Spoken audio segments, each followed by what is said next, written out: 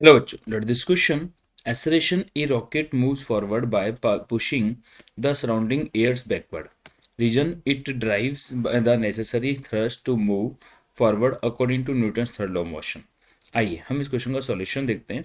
हम जानते हैं बेटा कि जब रॉकेट होता है, कोई भी रॉकेट, और रॉकेट के अंदर जब गैसेस भरी होती है तो उस रॉकेट के में जब गैसेस का एग्जॉस्ट जो होता है, एग्जॉस्ट है ना, गैसेस का जो एग्जॉस्ट बैकवर्ड डायरेक्शन में आता है, गैसेस का जब एग्जॉस्ट बैकवर्ड डायरेक्शन में आता है तो उसकी वजह से रॉकेट को क्या मिलता है, एक एक्शन रिएक्शन फोर्स की वजह से फोर्स मिलता है, जिसकी वजह से आपका जो रॉकेट है वो फॉरवर्ड डायरेक्शन में मूव करता है।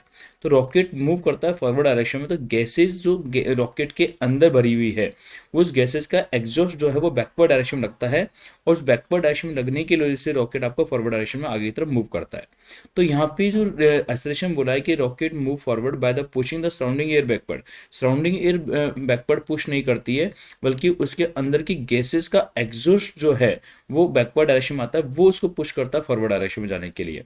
तो आपका एक्सेलरेशन क्या हो जाता है, फॉल्स हो जाता है। और ये फिनोमेना किसका फिनोमेना है, एक्शन भी हो रहा है तो रिएक्शन भी हो रहा है ना, according to Newton's third law of motion. क्योंकि न्यूटन्स का थर्ड लॉ ऑफ मोशन क्या होता है कि एक्शन होगा तो रिएक्शन होगा, एक्शन रिएक्शन फोर्स को फॉलो करता है कि एक्शन होगा तो रिएक्शन होगा। तो हम यहाँ पे क्या देख रहे हैं कि जो गैसेस का एग्जॉस्ट अगर एक्शन कर रहा है तो उसका रिएक्शन क्या मिल रहा है, रॉकेट मूव कर रहा है।